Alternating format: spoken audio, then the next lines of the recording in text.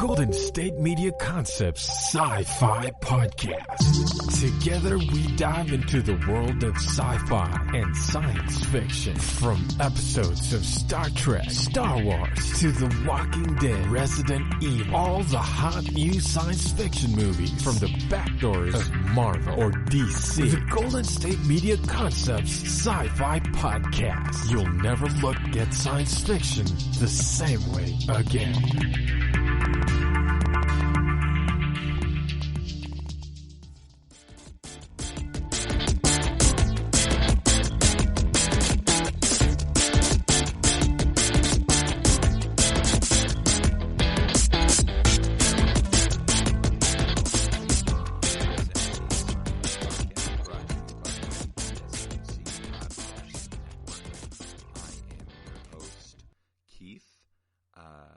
My middle name starts with a W. My last name starts with a C. So, giving you guys some personal information about me. Welcome back to the podcast. I know what you're thinking. 2 podcasts from Keith in 1 week? What is this madness? I'm still digesting the last one. Don't worry. I will only be providing equivalently complex concepts in this podcast, and hopefully all subsequent podcasts. This time we are going to be doing another side-by-side movie comparison, which is a format that I've found to be pretty advantageous for me. It gives you guys something to watch and also gives me a good structure to follow. So I would say expect to see this format pretty frequently. This episode, we are going to be talking about something super Easter-themed, Blade Runner and Blade Runner 2049. That is a joke, of course. There are no eggs and no bunnies in either of these films, though they both do kind of have like a Jesus savior idea in them, but we'll get to that later. As Blade Runner 2049 is a sequel to Blade Runner, it's going to be kind of hard to not talk about both movies side by side as we go through each film, but ultimately I'm pretty sure that we will make it through all right. So just to get some exposition out of the way, the basic premise of the Blade Runner films is as follows. In the near future, or present day technically, according to the first film, which takes place in 2019, and yes, we can make some more Where Are My Flying Cars jokes, a corporation by the name of the Tyrell Corporation, who is run by a gentleman named, you guessed it, Tyrell, has developed an artificial life form of slave labor in the form of replicants. Replicants are entirely biological constructs, which a lot of people kind of associate replicants with being androids, and androids are usually associated with robots, but technically android is just defined as a humanoid automaton. So technically you can have a completely biological automaton. It would just have to have been genetically designed to be a completely obedient and pre-programmed organic bit of mass or organic organism. Yeah, I guess that would be the way to phrase that. So yes, they have no robotic components, but they do have super physical abilities, and because of that, they're used for slave labor in a myriad of industries, primarily in exploration and other dangerous or tedious jobs, because they seemingly lack emotions or a will of their own. And that is due in major part to the fact that they are incepted into the world as fully grown adults, at least in the first film. This is kind of retconned in Blade Runner 2049 because we do see a lot of children replicants. But in the original film, there aren't any children replicants. And because of a violent uprising of the Nexus 6 replicant models off-world, and there are multiple iterations of replicants, so it's kind of like robots. They have multiple model numbers, and each model has its own serial number associated with the corporation, etc. So they definitely go a little more in depth on that in both of these films, but just to kind of give a brief overview. Replicants have been banned on Earth and they are relentlessly hunted by a group of law enforcement known as bladerunners. And when they are found, they are retired, basically killed. And that often is done via a very violent means.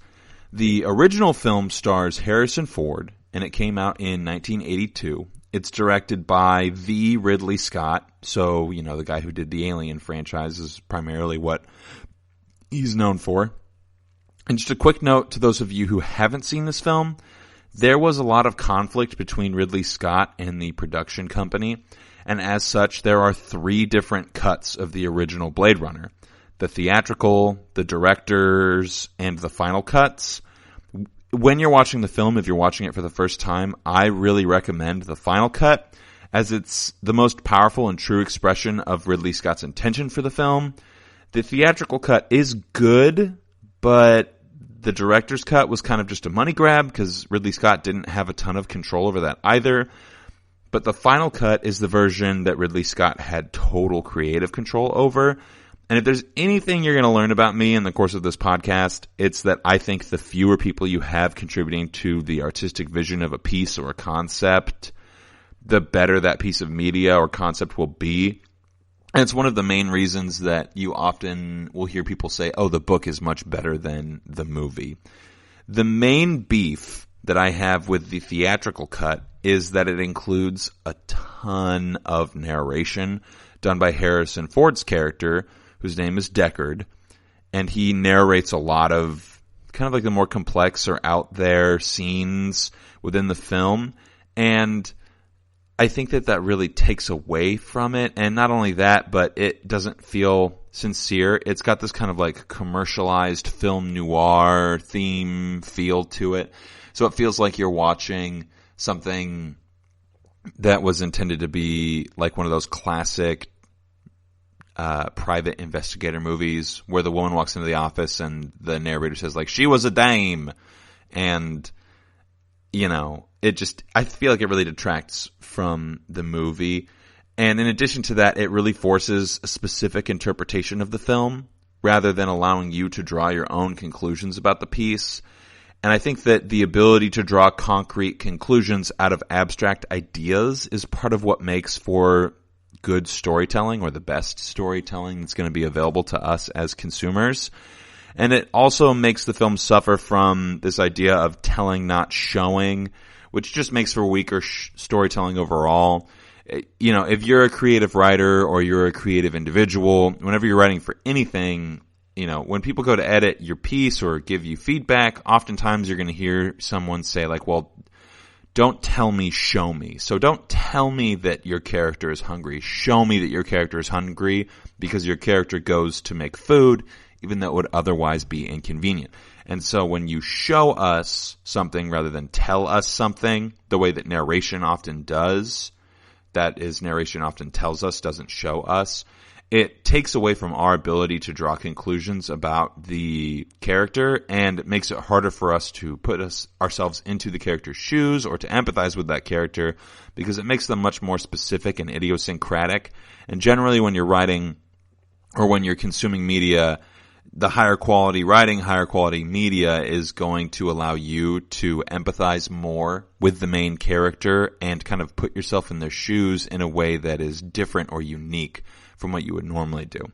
And with that out of the way, I kind of want to get into a light summary of the first film, which is the first one that we're going to talk about. We'll go in order.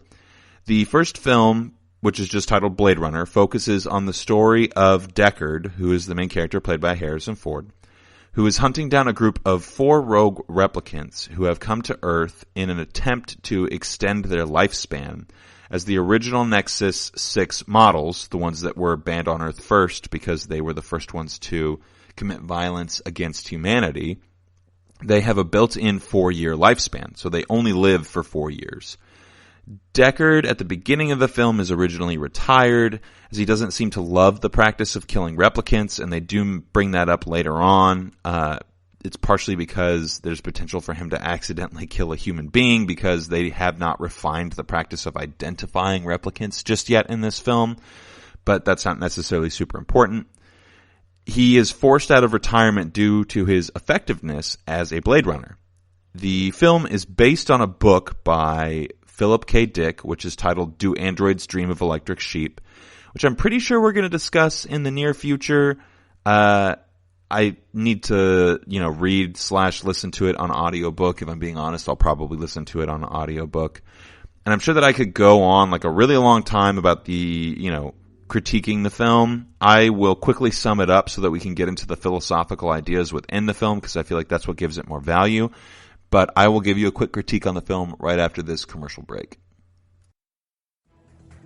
Want to find out what movies to go see? Then check out the GSMC Movie Podcast. It's your ticket to the latest movies, whether it's a new blockbuster event, romantic, comedy, or action flick. This show has got it all covered. They talk some what to go see now, don't bother, what's hot on Netflix, and everything in between. That's gsmcpodcast.com/movie-podcast. When it's all about the movies, it has to be this new show. Don't forget to like them on Facebook and follow them on Twitter. Visit gsmcpodcast.com for more info.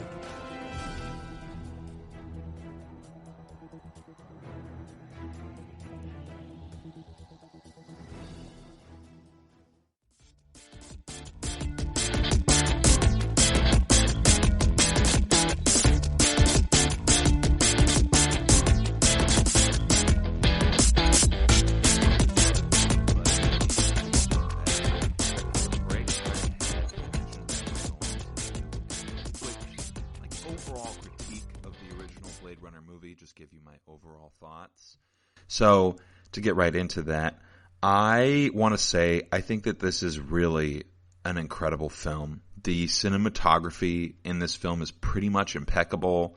The writing is awesome. The character development is really, really good. The soundtrack fits it perfectly. And there's just a lot of really great elements in this film to enjoy. It does an incredible job of immersing you in the world of Blade Runner. So much so that some of the less believable aspects of the film actually end up feeling natural and organic, which is really difficult to do when you are making something that's like a sci-fi movie or a fantasy novel. Oftentimes, the level of suspension of disbelief that's necessary in order to get people invested is so substantial that you kind of get caught up in how much you have to let go of in order to be immersed in the world. But even in the original film, me watching it from a modern perspective as a 29-year-old man, I was very immersed. I think that the writing is incredibly effective, and the setting, the plot, all of it really puts you in a very specific headspace that I think is unique to the science fiction genre from the 80s.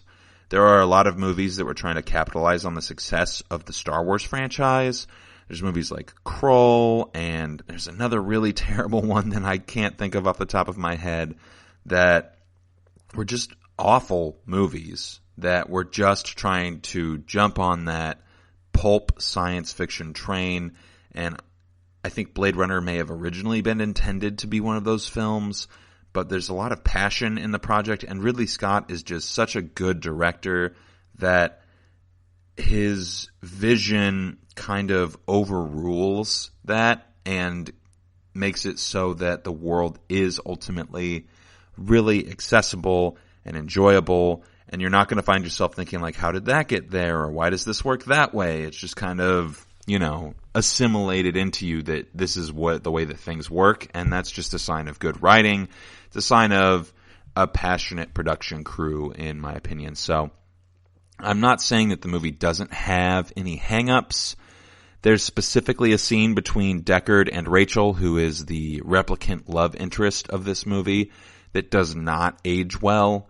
And if you've ever experienced any kind of like very negative interactions between yourself and the opposite sex, I would recommend maybe even skipping it, because it definitely is, it could be uncomfortable for certain people. It's not decidedly awful. It's just that I could see it being something that might be difficult to deal with. So it happens pretty early on in the film. but it's not so bad as to make you hate the rest of the film or even make you hate Deckard's character. It's just, again, you have to remember that this movie was made in the 80s and not made in the modern day, so there are implications and certain gender roles that are being played out on screen that aren't necessarily true to our understanding of human psychology currently. So, overall, I ultimately would recommend the film to pretty much anybody. I think that it is really great. It is absolutely a classic as far as science fiction is concerned. And I think that, it's obviously, of course, in part due to the source material, because Philip K. Dick he's a pretty excellent author. But aside from that, again, I think that there was really a lot of passion put into this project by Ridley Scott, and that, translates into your viewing experience. And there are a lot of themes at play in the film, but I think that some of the most powerful are the ideas behind memory and purpose. And they establish this relatively early on in the film, like right before the mid-mark, when we find out that Rachel, who is the love interest, is an experimental replicant.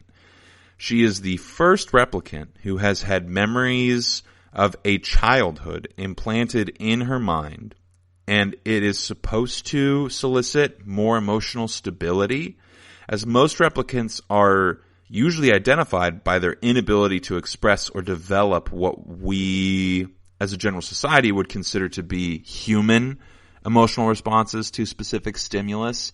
Though I do use the term human loosely here, because replicants are essentially just clones that lack a childhood.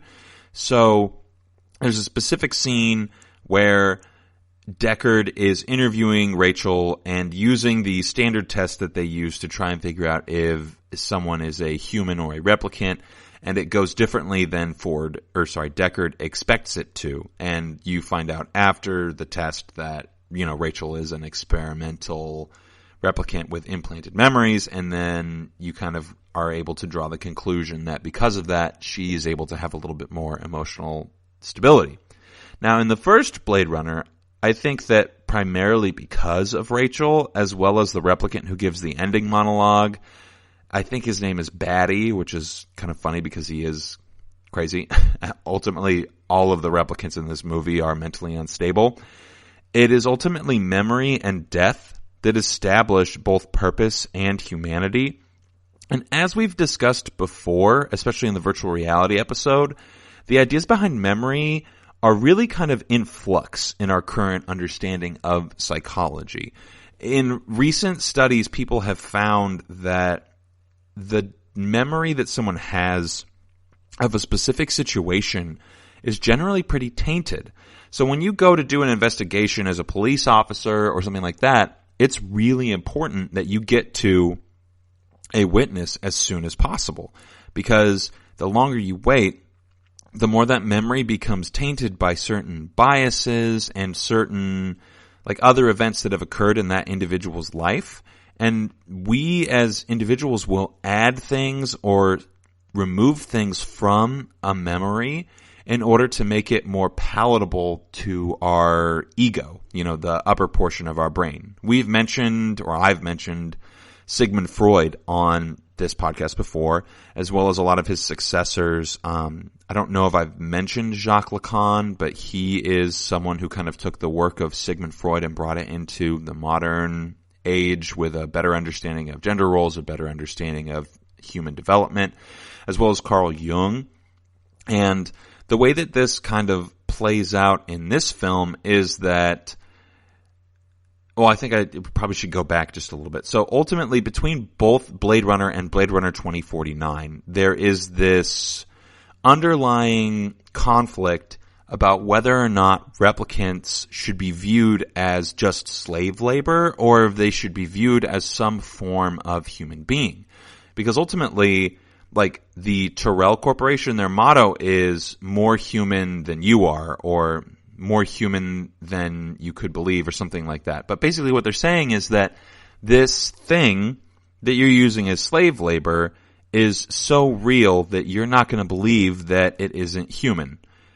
And the only way that you can tell is because they lack the emotional wherewithal to understand or deal with complex emotional situations.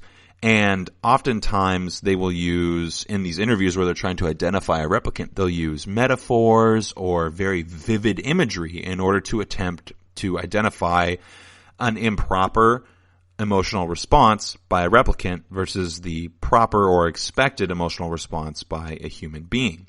And what makes this so important is that in both movies, one of the main conflicts is, at least for Deckard, is what if I accidentally, quote unquote, retire a human being? And then in the second film, there's a little bit more conflict that comes up with that particular, philosophical idea of what is defined as being human.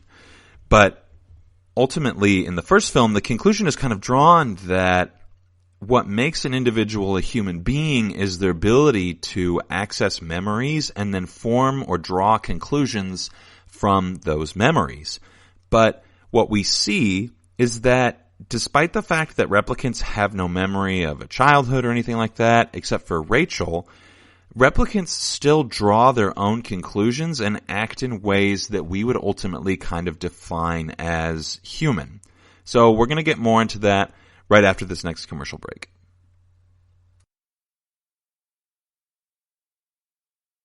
Tired of searching the vast jungle of podcasts? Now listen close and hear this out. There's a podcast network that covers just about everything that you've been searching. Hey! The Golden State Media Concepts Podcast Network is here. Nothing less than a podcast bliss with endless hours of podcast coverage. From news, sports, music, fashion, cooking, entertainment, fantasy, football, and so much more. So stop lurking around and go straight out to the Golden State Media Concepts Podcast Network. Guaranteed to fill that podcast itch. Whatever it may be. Visit us at www.gsmcpodcast.com. Follow us on Facebook and Twitter and download us on iTunes, SoundCloud, and Google Play.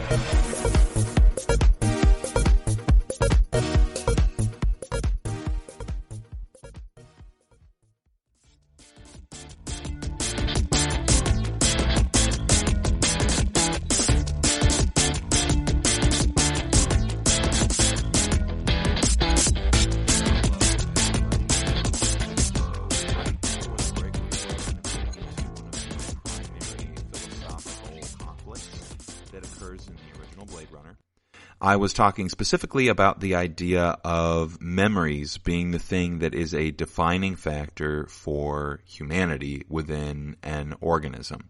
So the primary reason I brought that up was because Rachel, the love interest, is the first replicant who has had memories implanted in her brain, and it is something that makes her more emotionally stable. And what I think is really interesting in the fact that they bring this up is that ultimately we as individuals place a lot of value in our perception of the world. And we have both an evolutionary and a social prerogative to do so. I've mentioned the idea of confirmation bias several times in this podcast, and I'm sure that I will bring it up again. But our brains rather, encourage us to confirm the fact that the ways in which we perceive reality and the world around us are in fact true, because it increases our ability to survive and ultimately reproduce, which is a major part of what is coded within our existence. So when you remove memory, you remove the idea of a self that creates a perception of the world around you. And one of the major transitions that we see throughout the original Blade Runner film is Deckard going from kind of just not liking killing reploids to absolutely not wanting to kill replicants. And I think that this is in part because of his romantic interest in Rachel, because she is such a unique anomaly. I think the other part of it is because of his experience with the replicants who have come to Earth in order to try and extend their lifespans. And while we're on that subject, I wanted to bring up quickly another primary idea within the film, and that is the value of life in juxtaposition with the fear of death. There are several times throughout this movie, the original Blade Runner, where replicants will, straight up reference this idea of, how does it feel to be in absolute abject fear of the end of things, of the end of you as a person, when death is imminent. Because these replicants, despite having been, programmed for slave labor, quote unquote, are able to generate or synthesize, I don't know if I'd call it synthesize necessarily, because they are organic materials, so their brains will function essentially in the same way that a human being, like a regular human being's brain will function. They're able to draw conclusions about the fact that they will die in 4 years.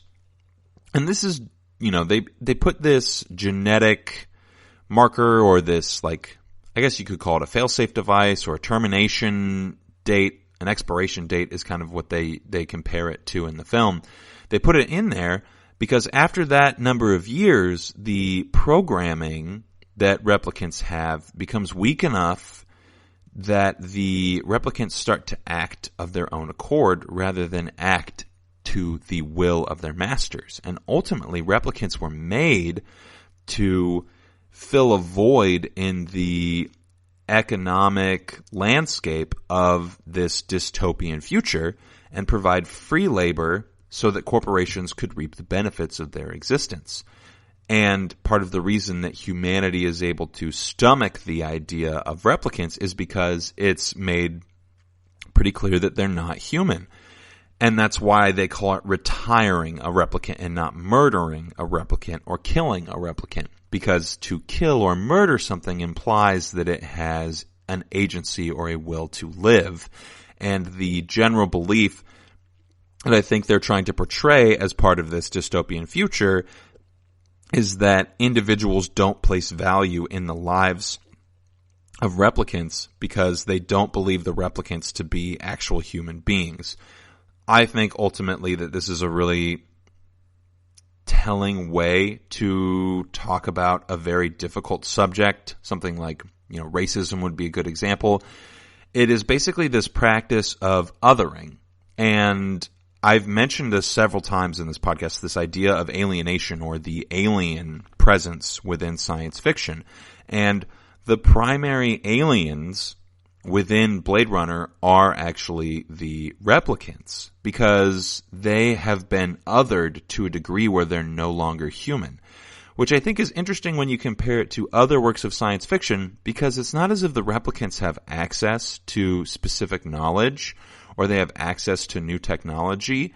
If anything, you could also argue that the individual who has access to new technology is actually Deckard and not anybody else, because Deckard is the one who is able to, fall in love with and engage in a romantic partnership with a replicant, because he's able to move past this idea that replicants are just essentially pre-programmed flesh bags. But most of the individuals in society have not had the up-close and personal experiences with replicants that Deckard has. So we kind of get this interesting glimpse or commentary into the ideas of othering and how society is quick to adopt this practice of othering individuals in a way that ultimately dehumanizes them. But I would make I think there's a pretty solid argument to be made that replicants are ultimately just as human beings are. They're constructed of all the same things. Biologically speaking, they simply have a superior genetic structure that allows for their musculature, their skeletal structures to be sturdier and stronger than an average human being's. And that is why they're advantageous for slave labor. The only real difference is that they don't have the entirety of an upbringing to shape their perception of the world. And this is why the idea of memory is so important in the original film. Because without memory, there's no sense of self.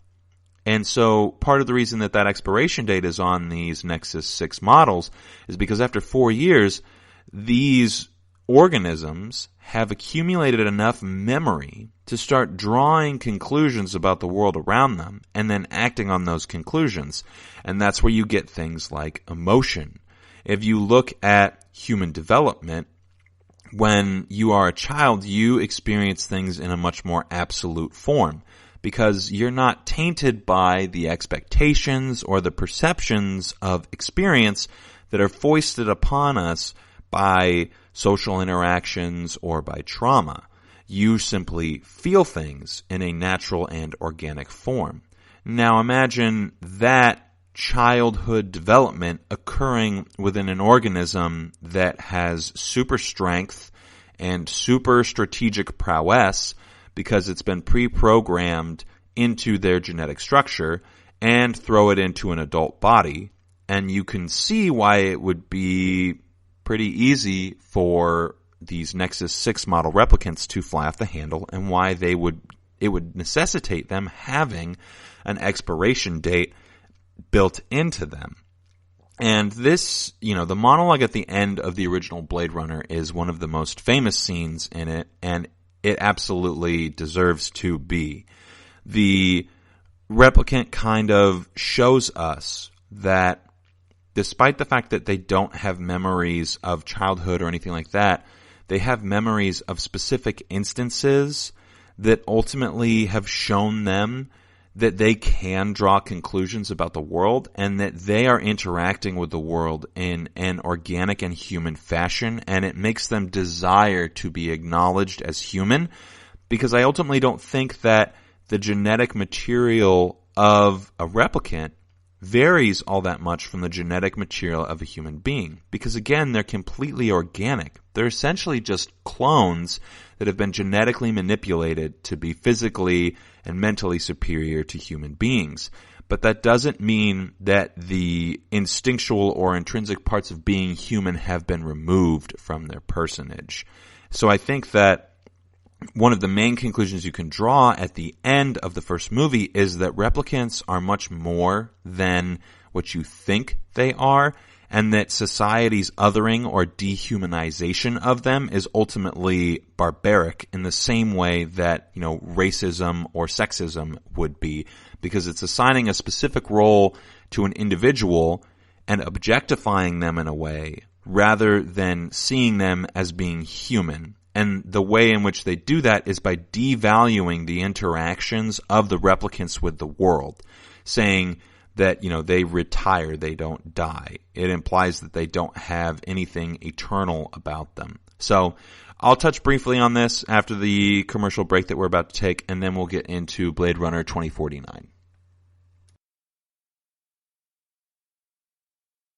Watching TV has changed over time. Streaming has become the new norm. That's why Golden State Media Concepts television podcast dives headfirst to the world of cord cutting. Want to be on the loop of what's hot in Netflix? Or if it's not a preference, what about original shows in Hulu? We've got you covered. Join us as we fill in the blank and talk about movies to stream and what show you should be binging. This is the Golden State Media Concepts television podcast.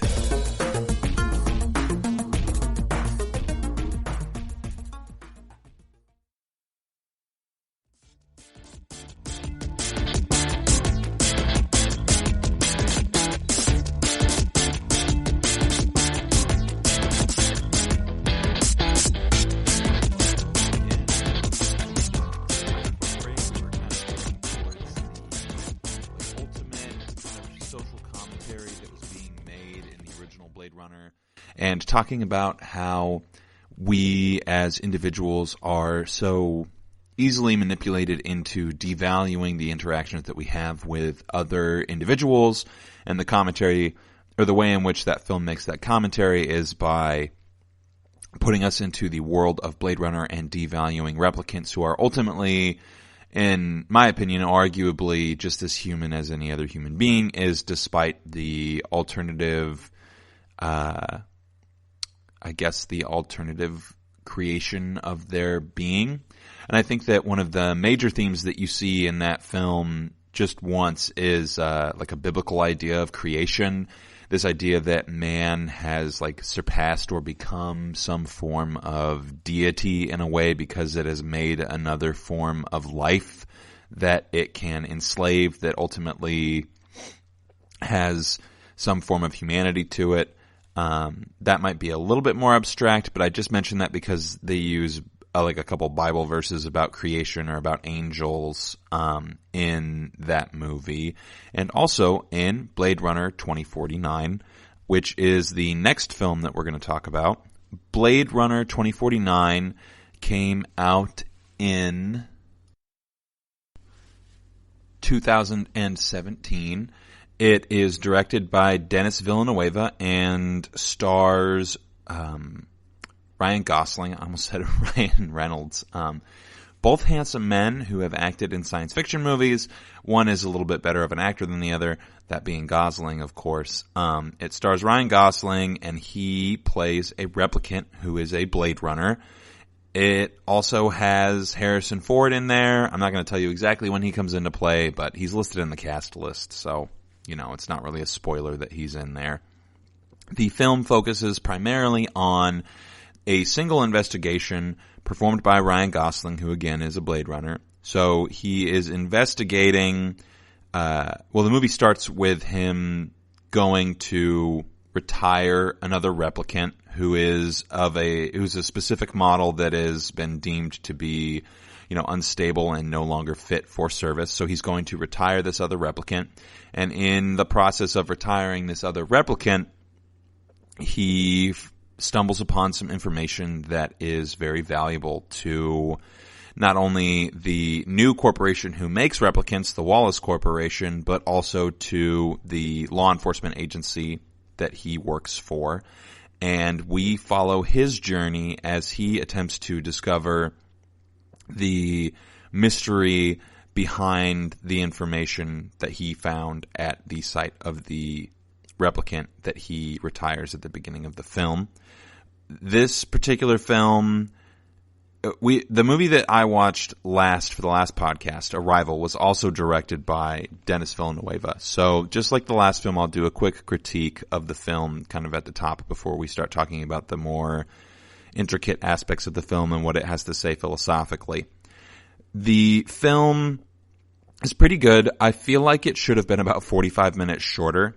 Villeneuve has this tendency to do these like big sweeping shots that are very reminiscent of Peter Jackson's style. Peter Jackson is the gentleman who directed the Lord of the Rings trilogy as well as the Hobbit movies, which you don't really need to bother watching because in my opinion, they're really not that great. And they, I had a friend tell me the best way to watch the Hobbit movies is to forget that there was a book written called The Hobbit. And I could not agree more wholeheartedly. If you just look at them as standalones, they can be kind of like enjoyable summer blockbuster films is how I would classify them. But overall, there's just not a ton of substance there. Regardless, that's not what we're here to talk about. We're here to talk about Blade Runner 2049. Denis Villeneuve has this tendency as a director to use very sterile set design and very long shots to kind of like put you, I guess, in the mood or in the atmosphere that he's specifically trying to design. And Arrival felt like a much more refined approach to that particular stylized directing practice. And I feel like Blade Runner 2049, he hadn't quite refined that just yet. It was definitely a good movie. It's very enjoyable. It has satisfying action scenes, and the plot is good. There's a couple of twists and turns throughout the story that are really enjoyable, and ultimately it does have a lot to say philosophically. It plays on a lot of similar themes to what Blade Runner, the original movie, did. It is a great successor to Blade Runner. I think as far as sequels are concerned, this is definitely one of the better, like, modern sequels to an old film that we've had. And I was very appreciative of it overall, but I think that it could have been done more effectively. But that being said, I would recommend it. That's why I'm talking about both of these films, because I think they're both great. That I just think I have a little bit more issue with the sequel than I do with the original, and that just has to do with my particular taste as far as style of directing is concerned. The cinematography in this is also as good as the first one, though I will say it lacks that same kind of like vividness and 80s vibe that you get from the first one, and so it does feel a little bit different. But to be fair, it's 30 years after the original Blade Runner, because the original Blade Runner takes place in 2019. This one takes place in 2049. So one of the major themes philosophically in this movie is the idea of eternality, and mortality as well, which, again, if you look back at the first film, it makes sense that they would want to kind of revisit those themes, because part of the first film is that the original replicants that Harrison Ford was hunting had a 4-year lifespan. The lifespan of replicants in this particular iteration of Blade Runner is much more ambiguous. I believe that that's because they're newer models made by a different corporation, and that is why they kind of have like a different lifespan, different upbringing. In this movie, as I mentioned earlier, there are replicants in it as children, and I think that that is kind of important because it removes the need for memory implants. However, they still do practice memory implanting into replicants, which I think is interesting as far as the plot is concerned, especially considering who the individual is that constructs these memories. So I think that's important to mention. But something that gets brought up at the beginning of the film is that Gosling's character has never killed anything that has been born. And that, I think, says a lot about what Blade Runner is trying to examine as like a franchise, I guess, philosophically. Because the implication is that something that is born has some sort of eternal element, some sort of purposefulness prior to its inception. But I think that it's interesting that they would say that a soul implies purpose, or that intentional birth implies purpose, because replicants are manufactured and therefore they would be intentional in their creation, because it's impossible to just happenstantially be like, oh yeah, by the way, I made these replicant human things.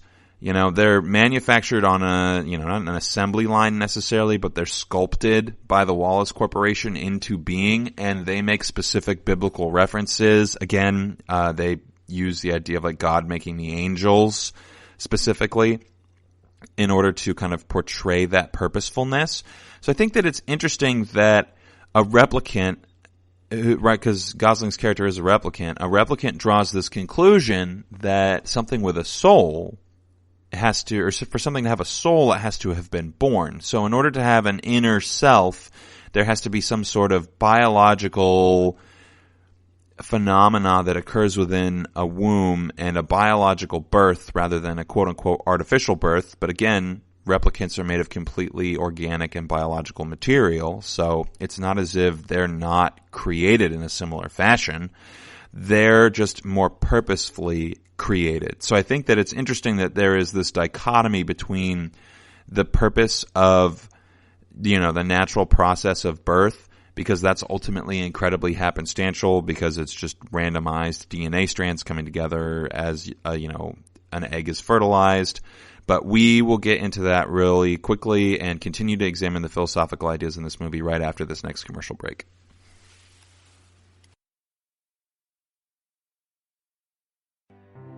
The GSMC Life and Happiness Podcast takes you on a journey of exploration. We'll discuss tried and true methods alongside the latest trends of how to best live your life to its fullest and happiest. From psychology to meditation, science to self-help books, the GSMC Life and Happiness Podcast will help you to discover what makes you happy and how you can live life being the best you possible. Download the GSMC Life and Happiness Podcast on iTunes, Stitcher, SoundCloud, Google Play, or anywhere you find podcasts. Just type GSMC in the search bar.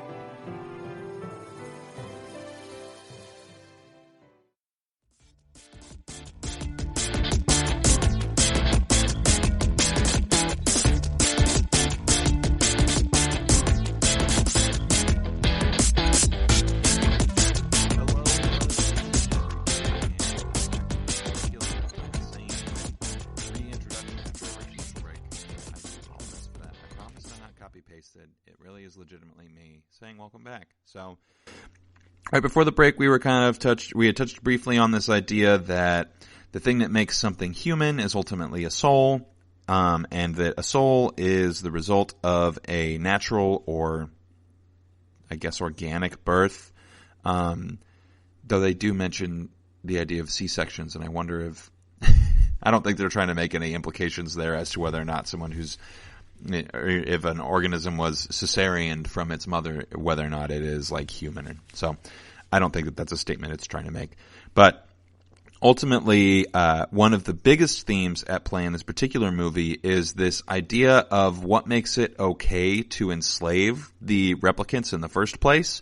And one of the primary conflicts is centered around this idea of the fact that if people were to suddenly realize how human replicants actually are, they would no longer be comfortable with enslaving them, and people would be forced to view replicants as human beings. And I think that that's something that we kind of miss out on in the first film, because it's focusing a lot more heavily on this idea of temporality and memory, and the value of life in juxtaposition to the imminence of death. And what kind of has more value in the 2049 version is this idea of the importance of eternality and a lack of temporality in the sense of like legacy or, impact that you have on the world around you.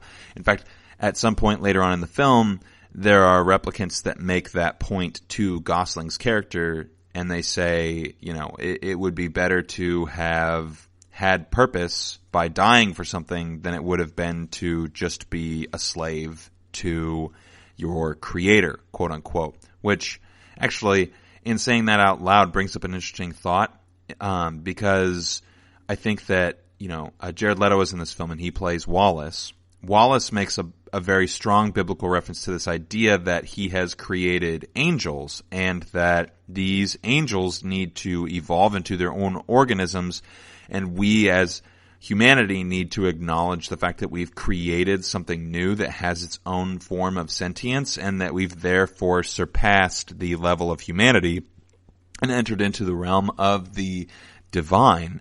And we need to take our place, or humanity needs to take its place as a divine creator thing, because it has created something that exists beneath it. And that is why they enslave replicants, which I think is a really interesting idea to examine in science fiction, because quite frequently what we see is that when a species, like an alien species, comes to Earth, that's what they want to do to humanity, is enslave them or, wipe them out and steal all of their resources. So I think that it's interesting that in this particular film, the alien, i.e. Jared Leto's character, Wallace, who possesses this knowledge of what it is that replicants are truly capable of, he wants to do the same exact thing to them that would be done to us if we were colonized by a superior species. So I think that the implications there are pretty interesting and very similar to the original film, because it's basically saying the same thing. When you have this practice of othering the experience of people, or of individuals, or of organisms in this particular case, because, replicants are not defined as being human in these films. When you have this practice of doing that, you enter into a morally ambiguous space where you can assert dominance or dominate the will of that thing that is beneath you, because that thing that is beneath you has no value. Its experience has no objective value to you because you exist above it. And again, this is absolutely a form of social commentary that I think that is done very effectively because of, the principle of cognitive distancing. And I've mentioned this several times. I'm sure that I will continue to mention almost every time we talk about, new material.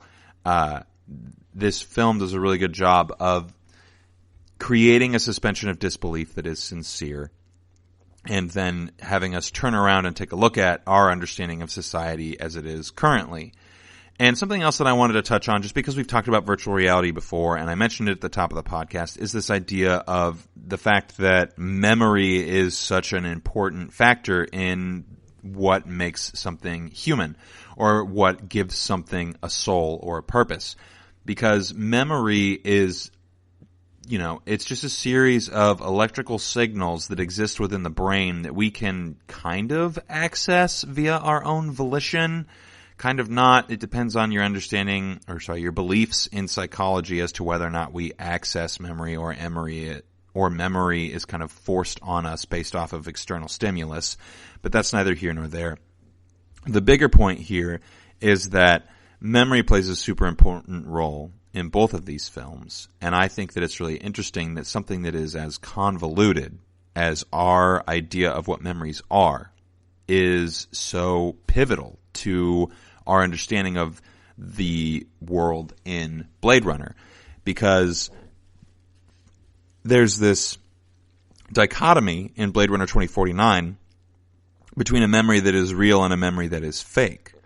But ultimately, if we lack the awareness of the falsity of a memory, then it really isn't any more fake or any more real than a memory that was formed organically.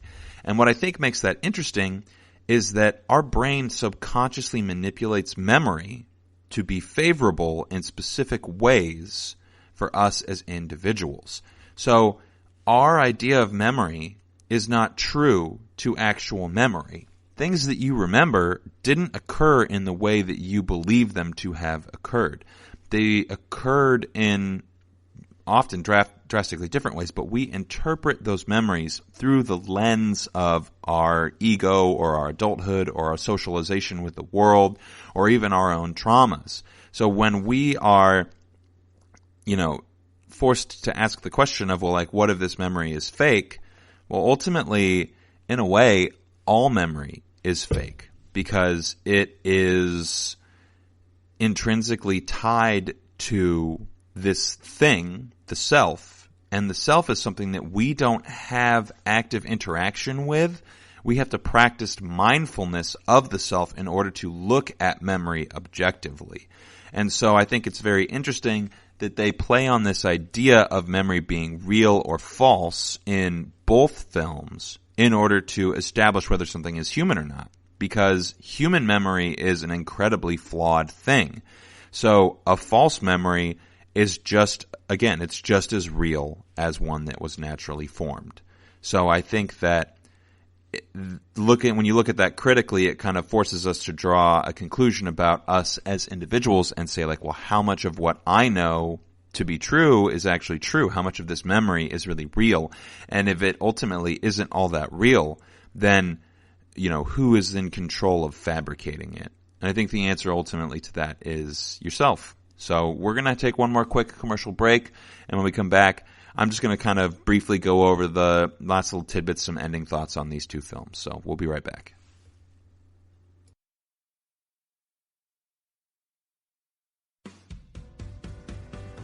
The Golden State Media Concepts Travel Podcast, the show that gives you advice on everything travel. We explore places you've always wanted to go, as well as giving tips for traveling in those places. We'll give you advice on the best sites for travel tips, information, and discounts. Join us as we travel the world, explore cultures, and meet new people. The Golden State Media Concepts Travel Podcast has got you covered. Download the GSMC Travel Podcast on iTunes, Stitcher, SoundCloud, Google Play, or anywhere you find podcasts. Just type GSMC in the search bar.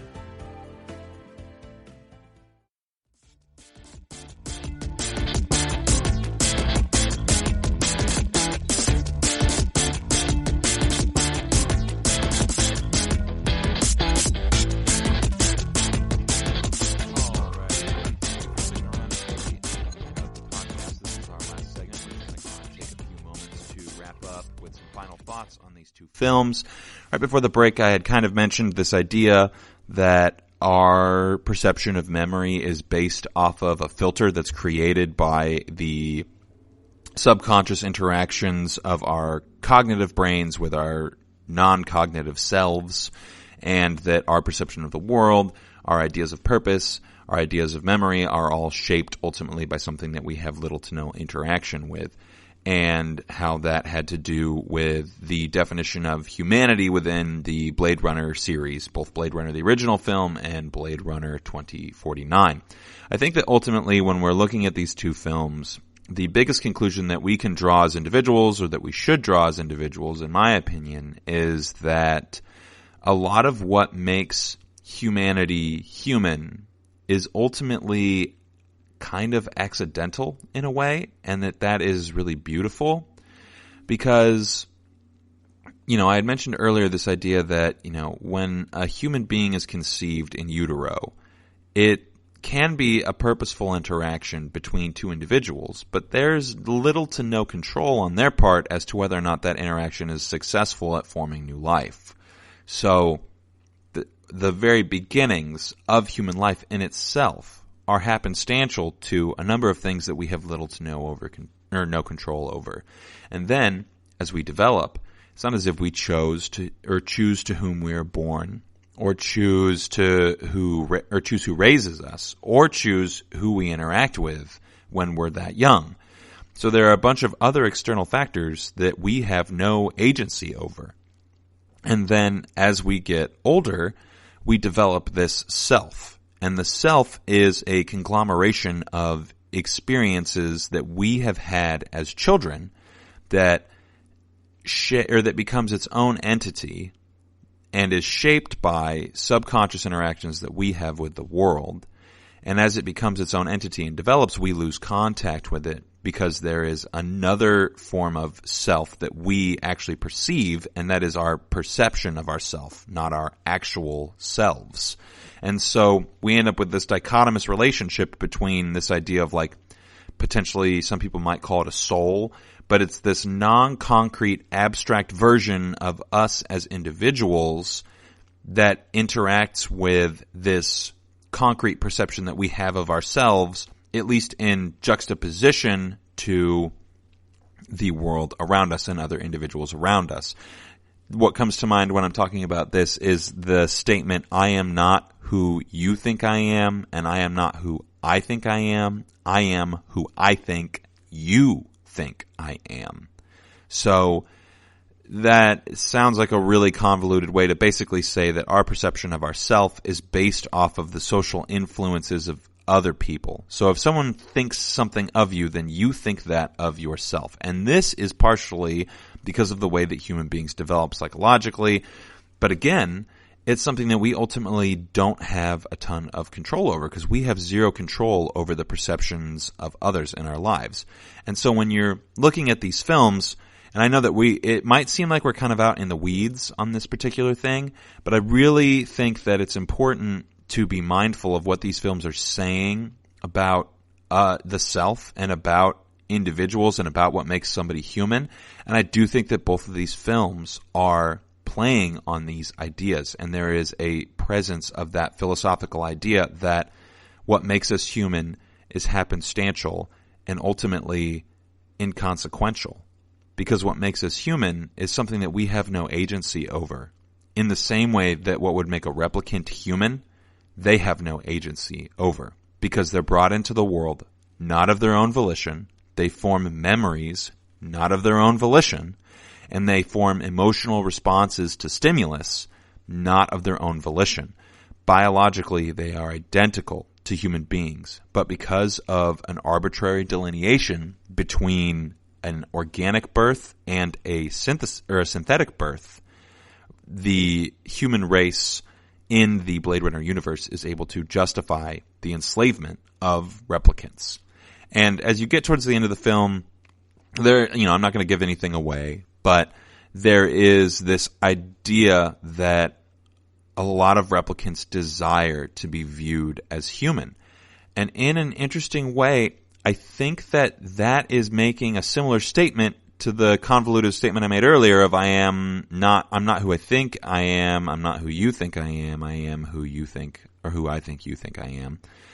Because ultimately, if replicants are aware of the fact that they draw conclusions and form memories and can interact with the world in the same way that a human being can, then they would know themselves that they are human, in fact. And it would force them to demand better treatment. But they need, or there's some sort of need that's built into the genetic material of replicants, despite the fact that they're synthesized. There's some sort of need that's built into the genetic program of replicants to desire to be seen as human by other individuals. And I think that that point is incredibly profound because, as you go through your life, oftentimes the things that are most real, the interactions that you have that are most visceral and meaningful with other individuals are small moments when either you see yourself as or somebody else sees you as being human and that being okay. Because I think ultimately one of the strongest desires that we psychologically have is to be viewed in some way as complete or as perfect. And I mentioned this psychologist named Jacques Lacan much earlier in the podcast. He has this idea of what child development looks like in a metaphoric sense. And in the beginning phases of your life, as you start to become aware of the things around you, there are a couple of phases. So you start out in what's called the imaginary. And the imaginary is essentially this phase of life in which you have desires and needs that you are unaware of, but they are met simply because you exist. Therefore, you are perfect and complete. You enter into a mirror phase where you start to realize that you exist in juxtaposition to other things. I mentioned this in the idea of arrival, where language ultimately describes a lack of something and not a presence of something, or that, it inherently implies lack, not necessarily that it only implies lack, but linguistically, it implies lack. So as you enter into the mirror phase, you realize that you lack something. And then I can't remember what the next phase is called off the top of my head, but it's basically the socialization phase. It's where you start to differentiate yourself from other individuals and to realize that your wants and desires are not being met, despite the fact that you still feel them in a manner that is much more pure than you ever will as an adult. And I think that that's something that's being heavily examined in Blade Runner, especially when you take into account the fact that the replicants have built into their systems, despite the fact that they were artificially created, there is a desire to be seen as human built into their genetic code that cannot be eliminated. Because ultimately, if you make something that interacts with the world in the same way that a human does, by forming memories, by creating connections, it is going to desire to be acknowledged as human. And I think that that is a profound statement into what it is that makes someone human or something human. And it's part of why I would argue that a big theme in the Blade Runner series is that something is human not based off of something arbitrary or happenstantial. Birth is inconsequential. What has consequence, what has substance, what is substantial is something that's built into the integral aspects of life itself. And that is part of why I think the Blade Runner series, the two movies, are good movies, is because they really, if you look at them mindfully, they force you into a place where you have to examine what it is that you believe makes people human and what it is that you believe makes you you. And that is something that I think can be really powerful, and it's part of why those movies will probably have a lot of longevity and they'll be viewed as classics, because ultimately they're saying something profound about the human experience, the human desire to be seen as human and complete. So that about covers it for us this week. Like I said, I'm hoping to talk about Philip K. Dick's Do Androids Dream of Electric Sheep. We'll probably compare it to the movies and see how it's similar. If I don't get to that, then we'll talk about something else. So thank you again for joining me this week. Really appreciate you guys being here. Really enjoyed having this discussion. Please feel free to let me know your comments, your thoughts. Leave us a review. 5 stars are always great. Follow us on Twitter and Instagram and all of those places. Thank you for joining me again this week, and I will talk to you guys again on Wednesday. You've been listening to the Golden State Media Concepts Sci-Fi Podcast, part of the Golden State Media Concepts Podcast Network. You can find this show and others like it at www.gsmcpodcast.com. Download our podcast on iTunes, Stitcher, SoundCloud, and Google Play. Just type in GSMC to find all the shows from the Golden State Media Concepts Podcast Network, from movies to music, from sports to entertainment, and even weird news. You can also follow us on Twitter and on Facebook. Thank you, and we hope you have enjoyed today's program.